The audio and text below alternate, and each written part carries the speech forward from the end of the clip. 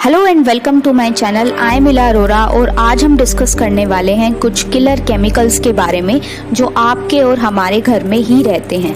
Video को start करने से पहले कुछ जनरल क्वेश्चंस मैं आपसे पूछना चाहती हूँ, जैसे कि क्या आप सनस्क्रीन अप्लाई करते हैं, या फिर क्या आप नॉन स्टिक पैन में खाना बनाते हैं, या फिर क्या आप ऑनलाइन फूड ऑर्डर करते हैं और उस फूड की डिलीवरी टेक अवे बैग्स के थ्रू रिसीव करते हैं। इफ यस, तो आप इन किलर केमिकल से एक्सपोज हो चुके हैं। ये forever chemicals 4700 types of chemical compounds हैं और ये सारे कंपाउंड्स कार्बन और फ्लोरीन एलिमेंट्स को ज्वाइन करके प्रोड्यूस किए जाते हैं।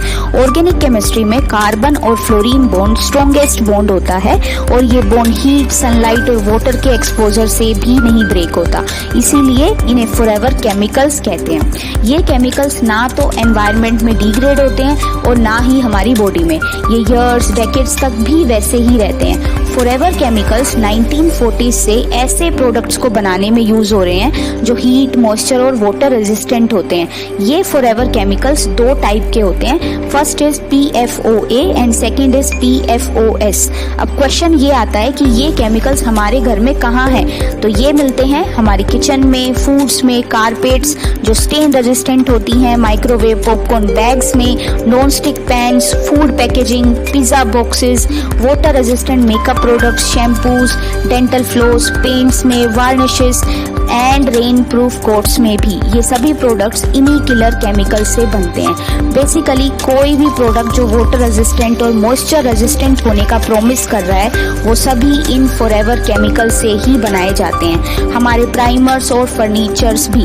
अब ये समझ लेते हैं कि ये केमिकल्स हमारी बॉडी पर क्या इफेक्ट डालते हैं।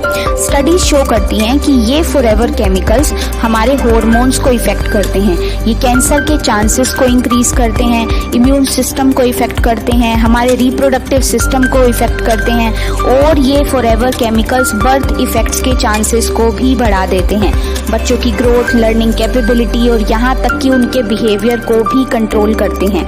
ये फॉरएवर केमिकल्स मूव कर सकते हैं, इसीलिए ये हमारी रिवर्स, ड्रिंकिंग वाटर और इवन ग्राउंड वाटर को भी पोल्यूट कर रहे हैं। 2015 में हुई एक स्टडी के अकॉर्डिंग गंगा में 15 PFAS डिटेक्ट हुए हैं और ऑलमोस्ट सभी फिश सैंपल्स जो गंगा से लिए गए हैं वो सभी इन फॉरएवर केमिकल से एक्सपोज्ड हैं। ये केमिकल्स जर्मनी की रिवर्स जैसे कि रोर और मोने में भी मिले हैं।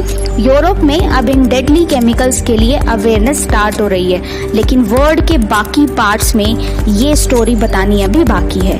वी नीड टू अंडरस्टैंड कि ये किलर केमिकल्स मैन मेड हैं, मतलब हमने खुद लैब्स में इन्हें बनाया है, ये नेचुरली कहीं नहीं मिलते।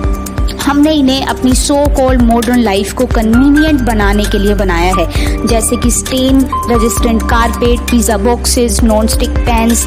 लेकिन अब ये केमिकल्स हम ह्यूमंस के लिए डेंजरस होते जा रहे हैं। So what's next?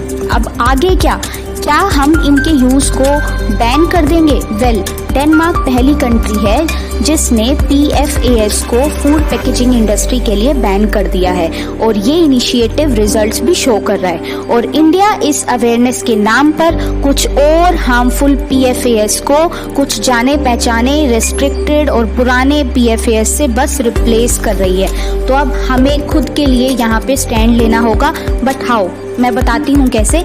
First, we need to stop buying chemicals with fluoro or PTFE in their names. Second, we need to avoid water resistant makeup products. Third, we need to replace non-stick pans with iron or steel wares. Fourth, we need to choose cook at home. हमें खाना घर पे ही बनाना होगा। बाहर से जितना भी आप खाना लेके आएंगे या जो डिलीवरी के थ्रू आपको बैग्स मिलते हैं उनमें सभी में इस तरीके के किलर केमिकल्स आपको मिलेंगे। Fifth, do not buy microwave popcorn bags and sixth is do not use water resistant clothes, carpets, rain proof coats. तो अगर हम इन सभी पॉइंट्स पे ध्यान देंगे तो हम इन किलर केमिकल से बच सकते हैं। If you like this video, please like, share and subscribe. Thanks for watching.